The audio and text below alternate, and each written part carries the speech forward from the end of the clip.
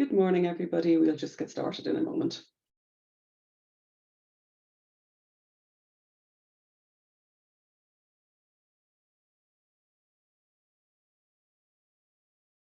I'm just going to give it another moment, just while some other people are joining us.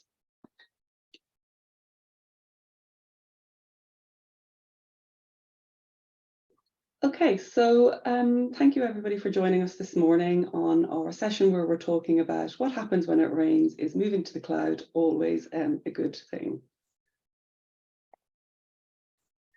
So just quickly, for those of you who are not aware of Hart Square, we are an independent consultancy practice and we work only within the not-for-profit space. So just some webinar etiquette. So saying that this session is being recorded. It will be available on demand on the Hart Square website after the event. So please feel free to share with your colleagues or to watch again if that's useful. You'll see that there is a Q&A box and that's for any questions that you have throughout the session at all. We want this to be as interactive and useful as possible. So please do put those in and we will cover off as many of them as we can throughout the session. You'll also see there's a chat box, and that's really for more any technical issues or questions. And my lovely colleague Rebecca is in the background and she will be keeping an eye on that. So I'm Joyce Harman. I'm a Senior Client Relationship Manager at Hart Square, and I'm delighted to be joined by my colleague Billy this morning. Billy, if you want to introduce yourself.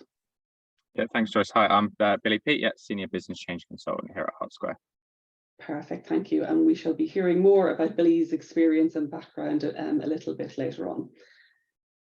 So I just wanted to run a quick poll question, so you'll have to bear with me while I get this to come up.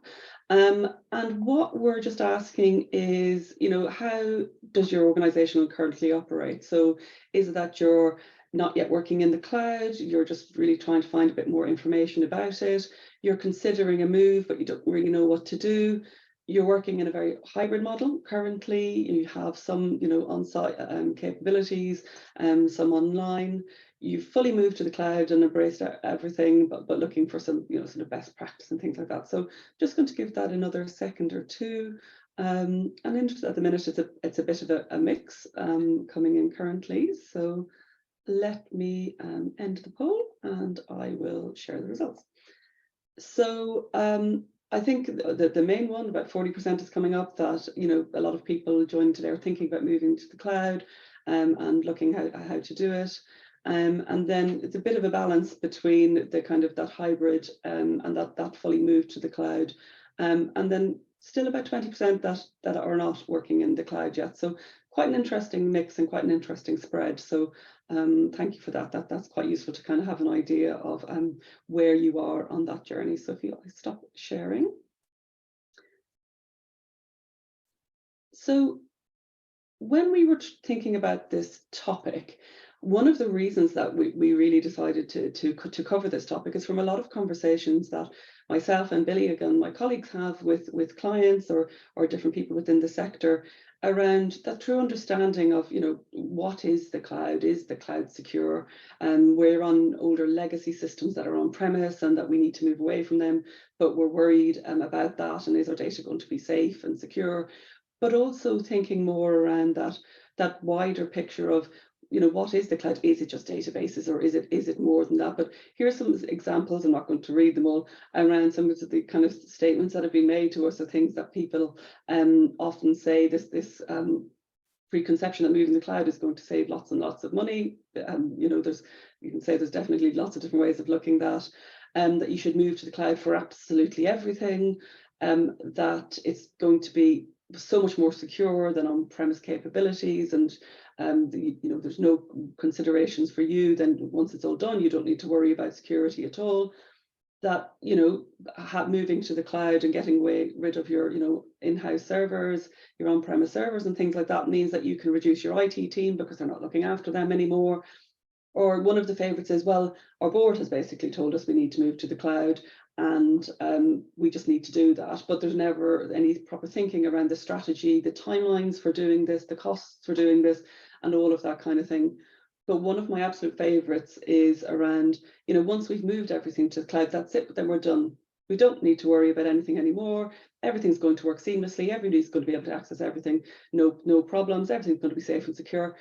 But we all know, as with everything in life, that isn't the reality. It's the same as doing any project. There's still ongoing things that need to be done. So we're going to explore that in a little bit more detail.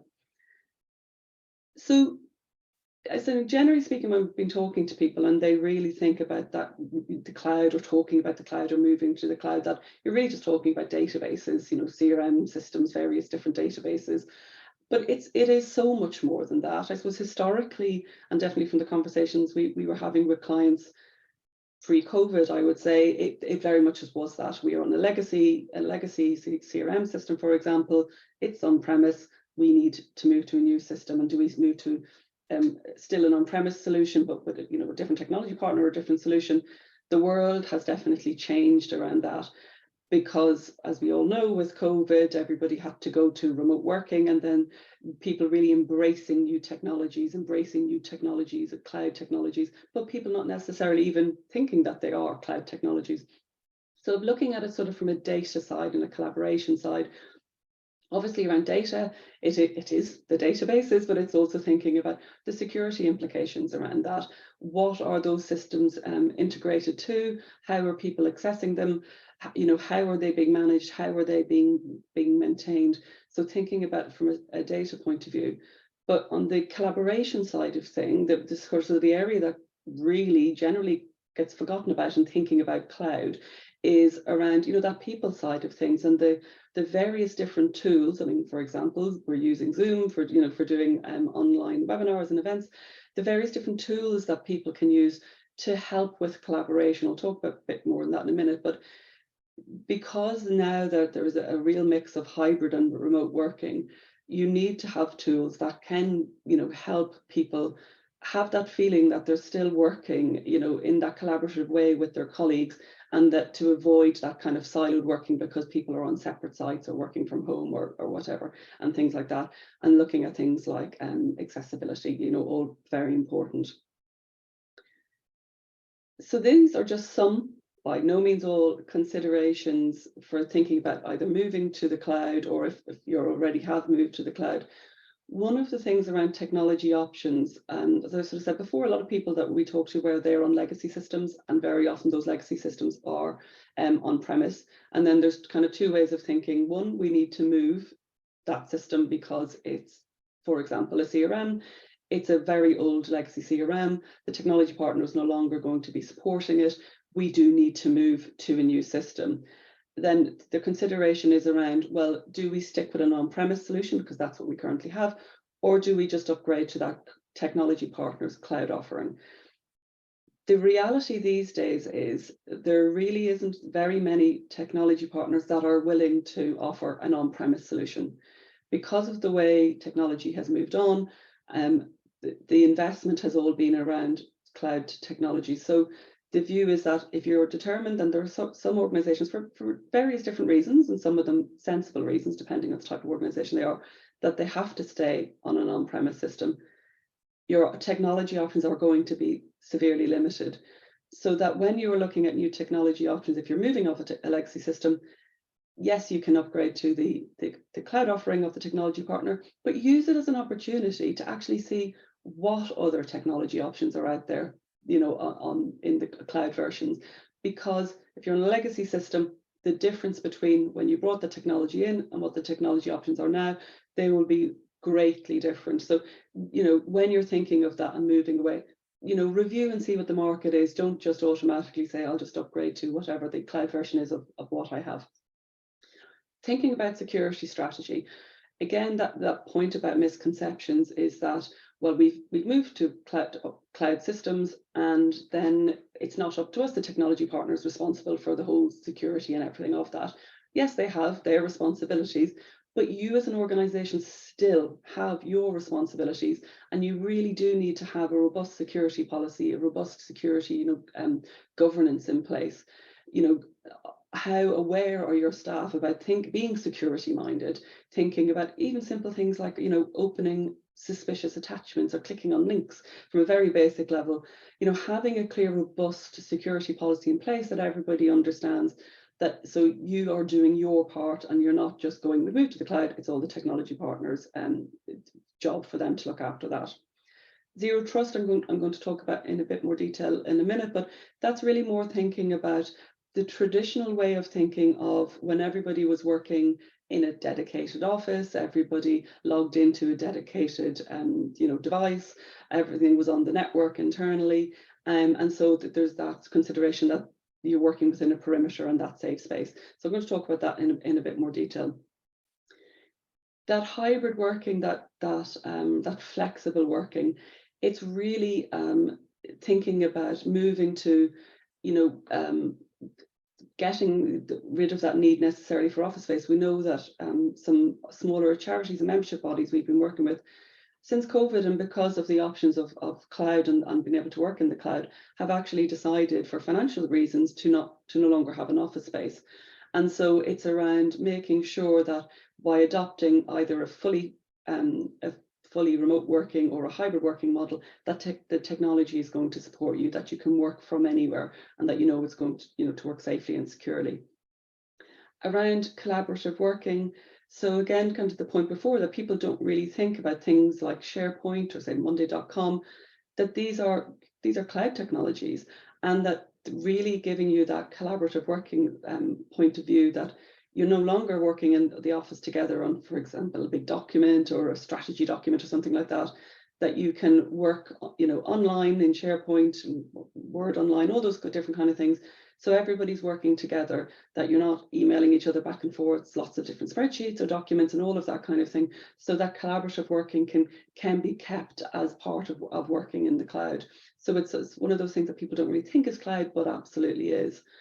It also, on that collaborative working as well, thinking about your data management, and it's removing that dependence on having the lots and lots of different spreadsheets or people saving things up to their desktop, by having that cloud technology that you put in as part of your data governance policy about where data needs to be stored, how it's stored, what tools you're using, and all of that kind of thing, and making sure that all your staff are fully aware of that. And then around security benefits, there's lots of very, very large data centers and think about Microsoft or Amazon, they've spent millions, if not trillions, investing in these, and use the benefits of that. Organizations that are putting big investment into cloud technology and cloud security, be part of that. Don't going off and trying to do your own thing that can cost more money is definitely something to be considered around that. I'm not going to go through this all in detail. It's really just kind of some points, things to think about around sort of security, cyber security, when thinking about moving to the cloud. A lot of organizations now, and particularly some organizations that have a lot of volunteers working with them, have a BYOD, bring your own device policy. So thinking, which is absolutely fine, but it's thinking about, how often does said person, when was the last time they ran an update on their laptop, for example? We all know the fun of you need to do your upgrade, it comes up, but it was always at an inconvenient time, and so you put it off till later because it always takes too long to do, and then it doesn't get done. So thinking about, basic levels of, if you have a BYOD strategy, thinking about, what policies have been put in place with those people. Does anybody at any routine point look at that laptop to check if is there any malware or anything like that on it? Thinking about those kind of things. Secure passwords and VPNs. Now, secure passwords, that sounds really, really obvious, but even having things like, putting in where your password has to be changed every couple of months or something like that, but getting people thinking it's not just change the number at the end of the password every time, having people thinking about, doing all you can to make your passwords less hackable in a sense, but also thinking about things like using a VPN, so a virtual private network. So what really thinking about that is, people work all over the place now. People are working in coffee shops or in train stations, or they're within their own home network. But for you as an organization, is that acceptable? Is that okay? Or actually, should people be using a VPN on their devices in order to access your systems? And equally, have they got a VPN set up on the laptop, or would they even know how to do it, even if they had one? So all of those kind of things.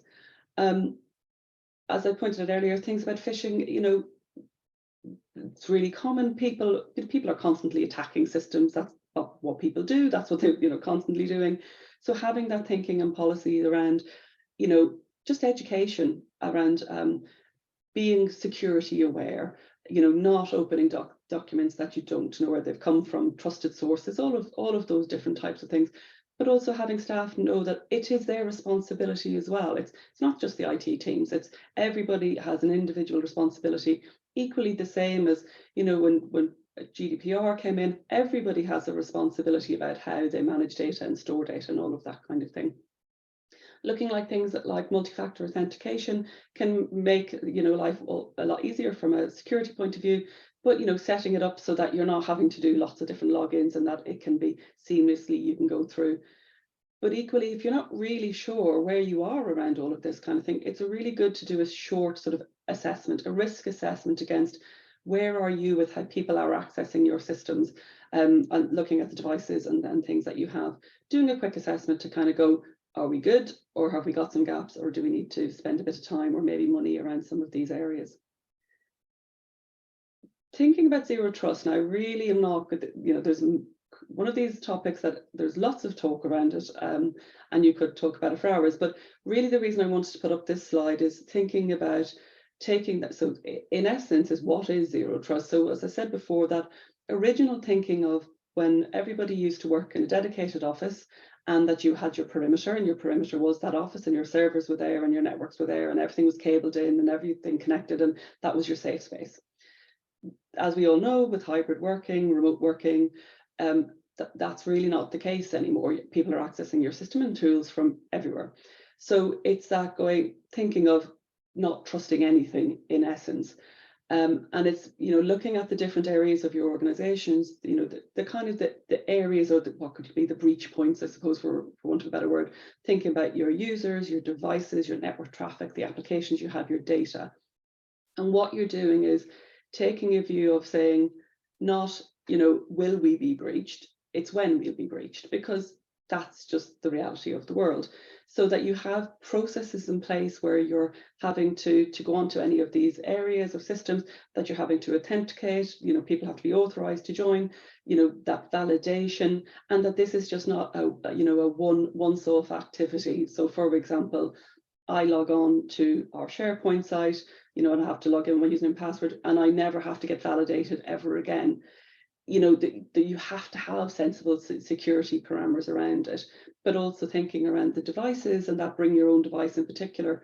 When was the last time anybody looked at that person's laptop to check that there's not loads of things on it that shouldn't be, all of that kind of thing. So zero trust is very much around looking at what all your different areas are, taking that view of not trusting anything. Not that because that's a bad thing, but because looking at it constantly going, we don't have that trusted perimeter anymore. So therefore, let's take a sensible approach to it. So it's something worth considering when you're thinking about the different areas of your organization. And then really finally around this, I just wanted to put in around environmental benefits of moving to the cloud. So really, for a lot of organizations that we're working with, there is a strategic goal around sustainability and environmental impact. And again, one of those things that really often gets forgotten about when moving to the cloud is there are benefits around sustainability and the environment, by having more remote working and not necessarily having to have that big office space. Then also things like having less physical products, so you're having you don't have an on-premise server anymore. All of those different types of things, they're all bringing down that environmental footprint. Energy usage, which is a really big one, but even really simple thing about energy usage, and I know that this is something our MD is particularly all over, is around simple things like sending attachments. For every email you send, there's energy used, and sending attachments makes it even a bit more energy being used. And if you think many attachments you send every week, by not doing that, moving to, say, a SharePoint site where you're sending links to those documents, so it's much more efficient anyway from an accessibility point of view, but it does actually have an energy impact. And if you just think of basic little things like that, can really, really make a difference. Yes, of course, big data centers, they use lots of energies, but it's the kind of pros and cons, but also thinking around the Microsofts, the Amazons of this world. They are also doing everything that they can to help reduce their environmental footprint. So when thinking about if it's something that's a part of a strategic goal for your organization, it's worth thinking about.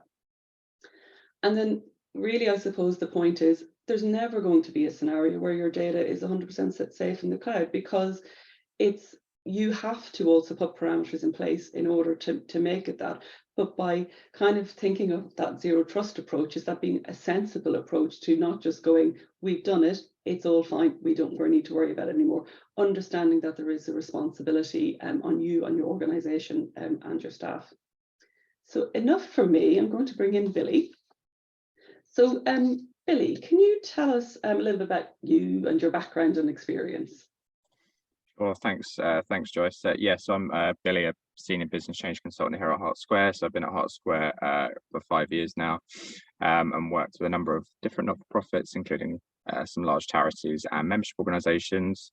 And prior to working here, I worked at Cancer Research UK for nearly 4 years in a range of different departments, including in the technology departments. I think that's given me a really good insight into sort of how not-for-profits work, and obviously seeing that change from when I was at CRUK to being completely in the office to now how working practices have changed. I think that's given me a good insight into some of the questions we're going to be talking about today. Perfect, great. And just to say thank you, we've had some questions come in already, so thank you very much for those. So please do continue to add those in.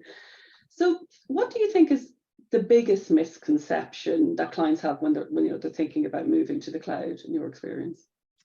Yeah, it's a good question. I think it varies, but I think the point that you raised in your slide earlier actually is around that everything's going to be secure now, and say we don't need that technical support because everything's in the cloud. I think as we move away from on-premise, everything being kept in server rooms on site, but obviously, as we've discussed and as you said in your slides, that's just not the case.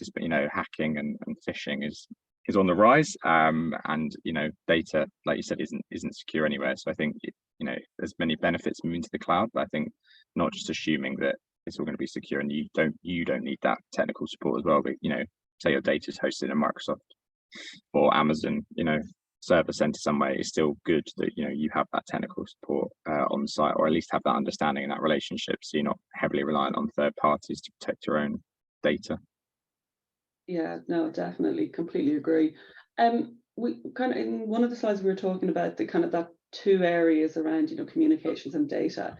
Mm-hmm. And would you agree that communication, it often gets forgotten about, or that people do not really think of those tools as being in the cloud? They see it as something different. Yeah, I think you're right. Often, when we're talking to clients, CRM is the main focus, of data is the main focus, and other databases. But I think actually, if you think of Teams, SharePoint, Zoom, and how much this has grown in the last 3 years, more out of necessity. Actually, I think it's really important to consider, how important that is. And I think some of the points you raised are really good ones, especially around, ensuring that your documentation sharing and communications are secure as well. So, reducing the amount of attachments you share, for example, is a really good one. But also, yeah, like I say, just stuff like Teams and stuff is a really good tool. But I think it's taking those same principles that you would apply to your data, I think is really important. But also, there's huge benefits now to these tools. It enables us to do webinars like this, and it's enabled us, us here at Hart Square, to work with clients across the UK, but obviously a number of clients as well. It's enabled them to be flexible and offer, that sort of hybrid model, and maybe attract different people from different areas that they wouldn't have been able to do previously. So I think there's great benefits in those sort of communication tools, and I don't think that should go unnoticed. Yeah, definitely. I also think it's interesting that that people don't think they're cloud tools. I mean, I always think, or maybe it's just these days because without mentioning COVID again, but because in COVID everybody had to go to online, and that's just now everything's online and not really thinking it's the cloud. I know it's a bit of a funny thing for some people. I think also, the amount of clients, even though it's not necessarily something we're working with them, that are then moving to SharePoint or Office 365, actually, is sort of at the same time. I've seen that quite a lot now, where SharePoint's becoming more the go-to place for storing documents, rather than just a shared drive on your H drive or F drive.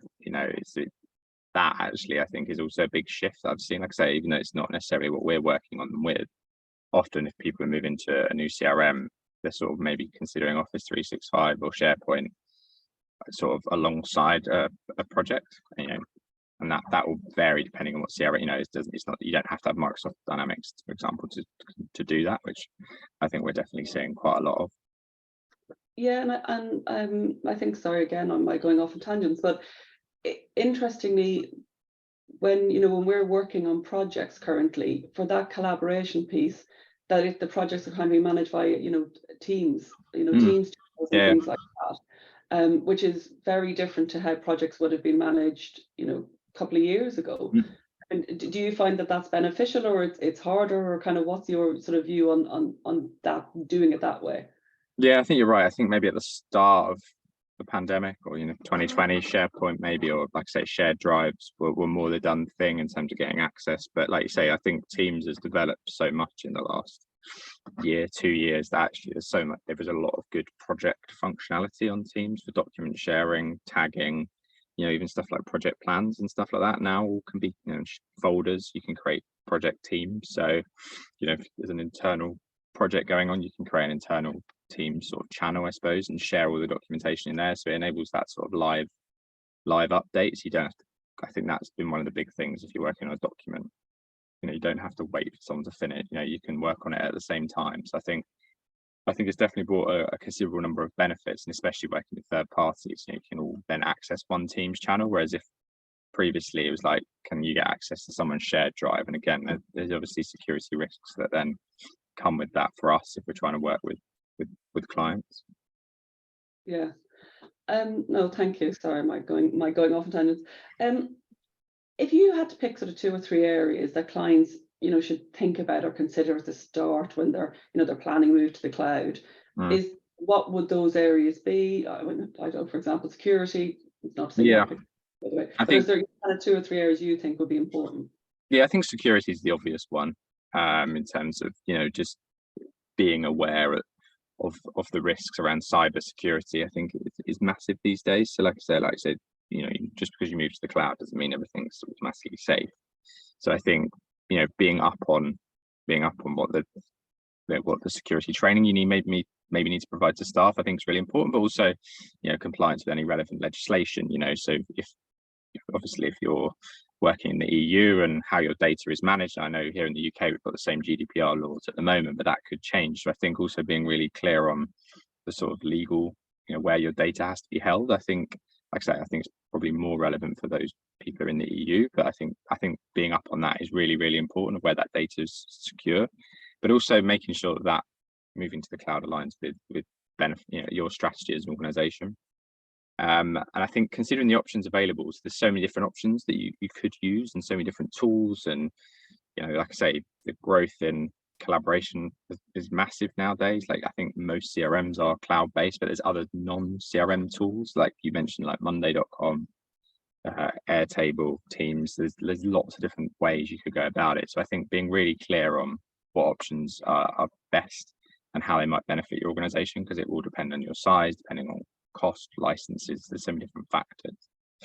And I think just finally, data management and just consolidating information away from spreadsheets and shared drives, and thinking it's all in one place, you're then reducing that risk that something might get missed, or someone's data might be shared that it shouldn't have done, and then that opens up a whole different kind of worms for an organization. Yeah, definitely. And then I know we've briefly touched on this already, but there's definitely that view that once you've moved to the cloud, everything's fully safe and secure. And I suppose, do you think that clients do truly understand that need for that good governance, that to have those good governance and policies in place? Or is it kind of a high level, we should do that, but actually not the importance of you have to do that? I think some do. It's doing a disservice to say that not everyone does, but I do think you're right. I do think maybe it's not appreciated that you do need that ongoing monitoring. How things are changing so quickly, so how can things be improved? How can you monitor compliance?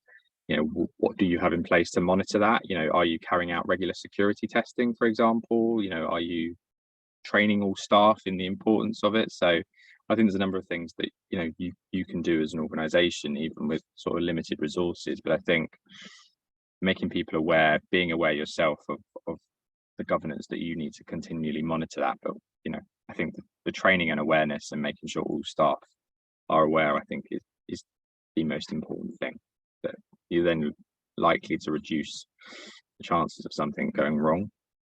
Yeah. And then from the projects that you've worked on and are working on, what have you seen as the biggest benefits that by people that have made that move to the cloud?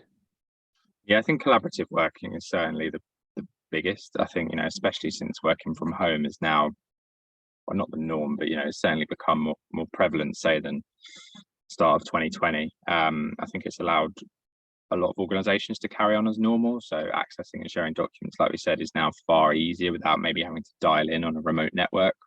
I think, going back many moons, I remember dialing, if I was working from home on the odd occasion, when I was always in the office at Cancer Research UK, you'd have to dial in by something called Citrix, and that could take a while, and it was very time consuming, and then trying to do a call like this on that sort of network was actually really difficult, and document sharing was really difficult. So, and VPNs can be quite slow.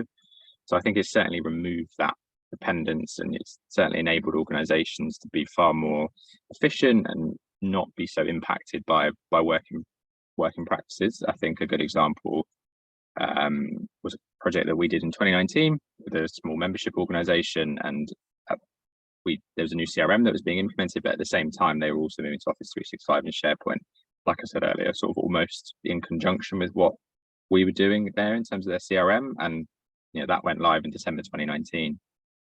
And then obviously, the events of early 2020, when we caught up with them later in that year, actually they said to us that by doing both projects, it's enabled things to move so much smoothly. Everyone can access the CRM, you don't have to dial in. So I think that that has helped massively in terms of not impacting organizations. So I think collaborative working to me would be the biggest one. Yeah, definitely. And then equally, flip side of that, what have you seen being the biggest challenges for people making the move? It's a good question, I think, and I don't want to sort of hammer the point, but I think making sure everyone understands the risks around cybersecurity, and that, like we said earlier, that need for strong data governance.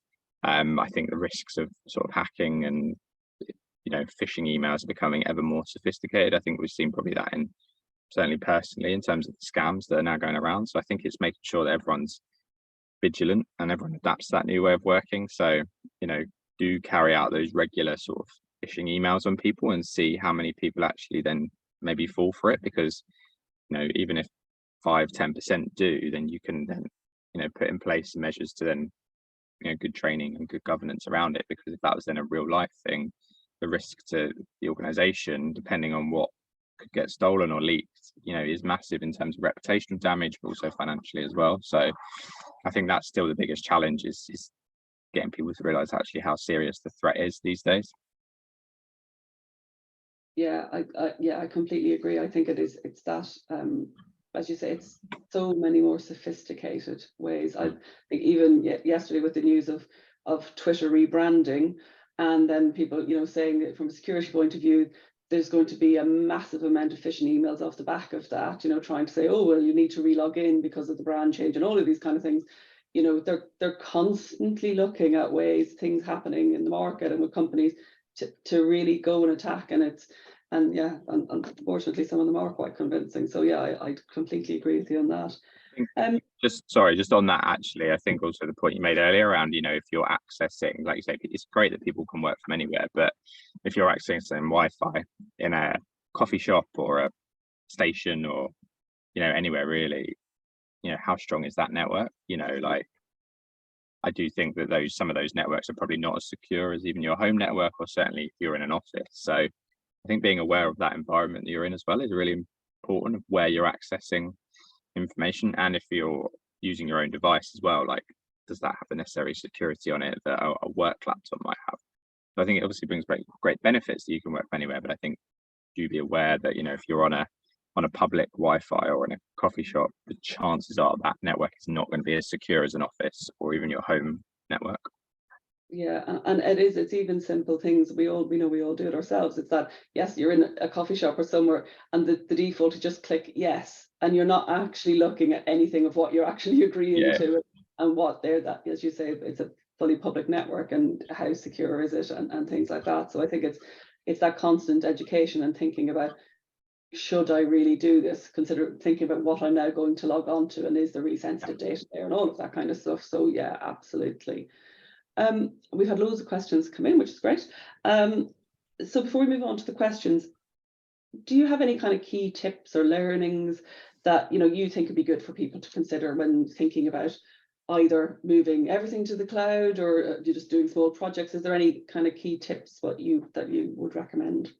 Yeah, I think consider all your options first. So don't just feel like if everyone's moving to the cloud, or you have to do it. Like, make sure you've got a coherent IT cyber strategy in place first, and that moving to the cloud is part of that. So just I think take your time, make sure you've assessed all options, make sure you understand why you're doing it, what the benefits are, and then once you do make that move, I think training and sort of getting that message out there of why it's so important, I think, and selling the benefits of it to people. So like any project really, bringing people with you, making sure that you've got strong communication, and there's a real purpose behind what you're doing. Yeah, definitely. Okay, so moving to questions. There's an interesting question that's come in. Has anyone meaningfully quantified the difference in carbon footprint from migrating to the cloud, i.e. not just anecdotal?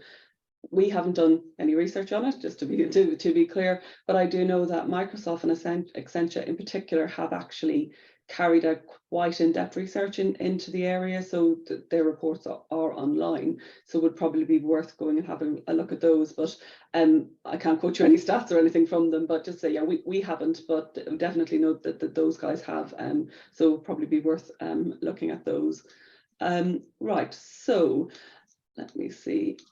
Question around, so Billy, around, can we make the move to the cloud in small stages or over a longer period of time, or is it just best to do it all at once?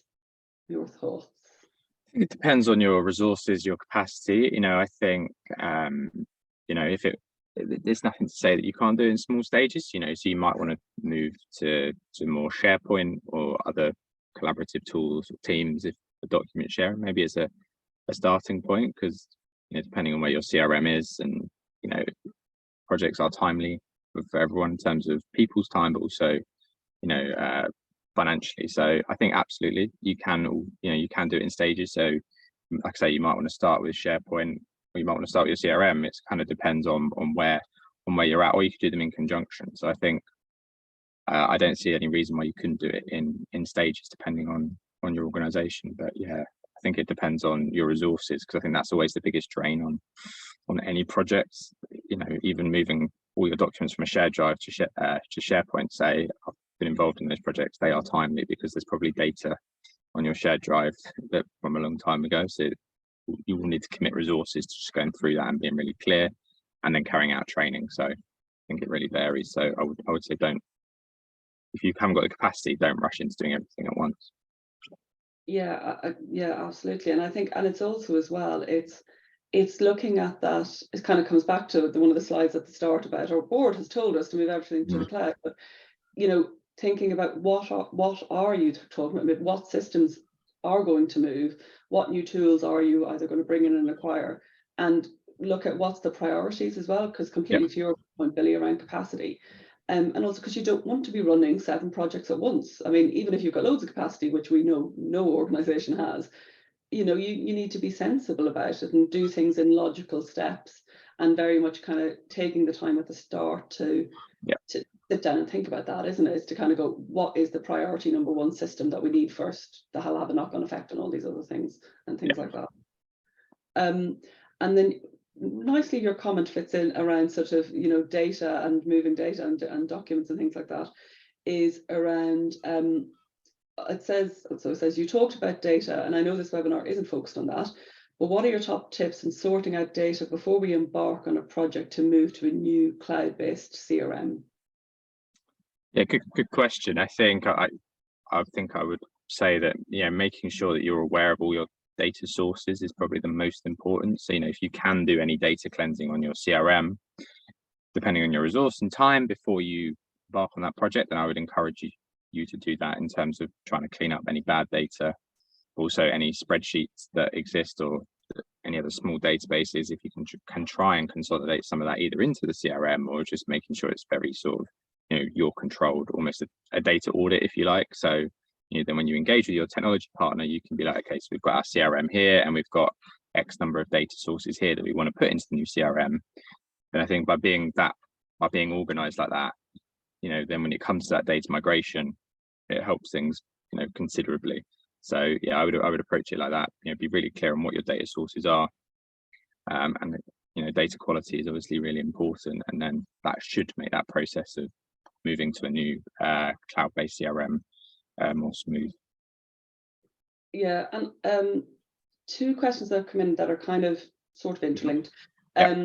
Thinking about is that capacity, those roles, because as we know with all the different projects that we work on, that it's not just capacity but it's skills as well. So the question is around what roles do you most often see getting involved in working on projects like this, and to move to the cloud, so the type of roles. But equally then the next question was around, can a project manager working on this type of project be a general digital project manager, or do they need specific skills? So I suppose combining those two questions into what kind of roles do you think are required on a cloud migration project or a cloud project, and do you have to have people with very specific skills around, even for security, for example? Yeah, good questions. I think the roles will depend. I think if you're doing an internal move, say to SharePoint or Teams, I do there's probably less technical need, but you do have to have some knowledge of how that works in terms of setting up SharePoint, making sure you've got the roles and responsibilities. And I've seen a lot of organizations do that in-house with someone maybe who's an IT manager or a data manager. So I think that sort of role would be really important, and I think I would approach it like any project. So I would have your project manager. You may want some subject matter experts in there. I'm talking more just, like I say, on an internal moves to SharePoint. Say I don't think that you need to go externally, but it does again depend on your capacity and resources. I think if you move into CRM, then I think I would encourage you. You obviously want to bring in an external partner to come and help you work with that. And I do think being aware of some of the risks around it, you want someone to own that moving forward. So I do think having people in place with necessary skills, I think, is important, and I think you can obviously be trained up in terms of cybersecurity. So I do think having some of those sort of technical roles are really important, but I think again it will depend on what you're doing. And if you're not sure, there's lots of good organizations out there that can help you as well. So don't be afraid to bring in some technical support if you feel like you're not aware of that. Even if it's just to deliver some staff training around cybersecurity, then I would do that. Yeah, I hope that answers the question. Yeah, no, definitely. Thank you. And you did mention risk, and we have a question on risk. So have you got any advice for getting started with a risk mitigation plan? And also what's the best way to maintain that and keep it updated? So I suppose, starting on the project, how do you start putting together a risk plan or identifying risk, I suppose, really? Yeah, so I think good question. I think I would have, your project manager really should be putting together the risk register, but especially on projects like this, you want to work with a wide range of stakeholders to understand what project risks might exist. And I think at the start of the project, there's some very standard project risks that you can look at, but I think having go through an exercise of get everyone in a room internally that you think can play a part in the project, and then sort of have a brainstorming session around what risks people see and highlight and get them all down, and then start to look at what mitigations you need to put in place, and do you need to bring in external support for any of them. Especially big risk often is around resource, obviously around timeline, budget, but there might be other factors like there's some new legislation coming in, and actually you need to move quickly on it. So there could be some higher risks. It really depends on where your organization's at, but I think at the start I would sit down with all your key stakeholders, go through what you think the main risks to the projects are, so anything that will threaten the project in terms of risk, and then start to think about what mitigations that you need to put in place. And I would say you need to regularly monitor this on a weekly basis when you're in the project, maybe at the start, a monthly basis, and bring it, establish what we would say as a project board, have the right governance in place to then discuss those risks and escalate them if needed. But it's a constantly evolving process in terms of risk management throughout, to be honest, the risk register needs to be maintained until you've gone live, and then it will transition to BAU. So I think, but also encouraging everyone to bring forward risks. It shouldn't just sit with a project manager or a project sponsor. I think anyone in the organization can raise risk, and it should be considered. Yeah, absolutely. And then mentioning the project manager as a question, once we've decided to go ahead, does it need a full-time project manager? Good question. I think yes, I think you do need a project manager for any project. It will depend on the size. So, if you're undertaking a huge CRM project, and this is one, CRM is one strand, SharePoint's another strand, and you've got a year-long project, then yes, you do need a full-time project manager. There might be other smaller projects where they might need to commit 1 or 2 days a week to it, or 1 day a week, depending on. I think it really depends on the size, but yeah, you need someone overseeing this. You need a key point of contact, to manage the plan, manage the stakeholders. So I think any project, you do need a project manager, but in terms of the time that they need to commit, it will really depend on the size and time of the project. Yeah, definitely. And I think as well, the other point, because I know we have this conversation a lot, and we have a lot of clients, that your project manager isn't just diary admin. It's so much more than that. It's a very skilled role, and they're driving the project. And as you said, the time can vary depending on the size of the project. But yeah, I also think it's important to make that point, because I know with project managers get very frustrated when people think that they just do diary management. It's definitely a lot more than that. Yeah, and I think like I say, your project manager really needs to drive that project forward, bring everyone with them. Often a lot of stakeholders don't have a lot of time to commit, especially say senior stakeholders who are maybe project sponsoring it or on the board. You need to be able to communicate upwards and downwards. So, and you need someone to manage the plans. Like you say, there's a lot more to it than administration, and a strong project manager can often make the difference between projects being successful or not. Perfect. Another really interesting question, which I'm not necessarily sure we can answer, but just to make sure we cover it.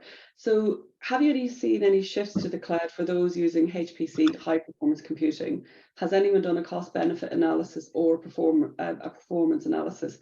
Off the top of my head, I'm not aware of any. That's not to say there hasn't been. Billy, I don't know if there's any that off the top of your head that you're aware of. Not off the top of my head, but I'm sure that's something we could take away and have a chat with internally and come back on that. But yeah, not off the top of my head, but that's not to say that we don't have the information in-house. Essentially. Yeah, that's what I think. So that's definitely one we can take away and come back on. And then, just conscious of time, really just want to cover off one other final question. So the question was, you've spoken a lot about security. So are you seeing cybersecurity reviews and plans becoming more commonplace in non-profits? What are you sort of seeing, Billy? Yeah, I think so. I think there's definitely been a shift to that. I know that I've been working with a client at the moment, and not directly with us, but they are sort of alongside looking at a new CRM, carrying out regular sort of cyber security and developing their own cyber security strategy in terms of going through what I said earlier around regularly testing staff's awareness of phishing emails and stuff like that. So I definitely think it's now a lot more common. I think when I first started here, say, and working with clients, that wasn't really being done by organizations, whether that was with us or on their own. But certainly now it's certainly becoming a bigger driver, and certainly we're seeing it we do requirements gathering or having sessions with stakeholders. It's certainly coming up a lot more in terms of protecting data and passwords and things like that. So yeah, there's been definitely a big shift, and I think that will certainly continue in the coming years as more and more data is in the cloud, but scams become more and more commonplace. Yeah, I would completely agree with that. Definitely, I know from the kind of the conversations I'm having with people, it's coming up a lot more. And I agree with a couple of years ago, it wasn't, definitely not. But yeah, definitely to your point around invitation to tender documents, RFP documents, things like that, there is very, very specific questions around all of this kind of thing as well. So it's becoming more and more apparent, and also boards, trustees being more aware of the risks, and therefore saying, where are we on this? And so saying we should do an assessment because we can't answer the question about where are we safe, are we secure, what standards are we against other similar organizations, and all of that kind of thing. So yeah, definitely, so an interesting question, but definitely I think something that I think just one final point in that. I think back to what we were talking about earlier a little bit around sort of licenses and on-prem and stuff like that. I think there's also definitely a shift away from like sharing licenses. So I think having their own individual license is actually really important. So I think that model of just there's 30 licenses available, anyone can use them. I think actually moving away to your own individual license is actually really important as well. And I think you're seeing that in terms of what organizations are offering. Yeah, good point. So thank you. We've covered off all our questions. Thank you so much for them. We will go away and look into that other one a bit further that we mentioned already. So really just to say, first of all, thank you everybody for joining us today. And thank you very much, Billy. Fantastic as always, great insights. Thank you for taking the time. I know you're very busy. And yeah, just really to say the recording will be available on the Hart Square website later on this afternoon, and we will follow up on those questions. But thank you all for joining us, and hopefully to see you in another session again soon. Thanks very much. Thanks everyone, have a good day. Thanks.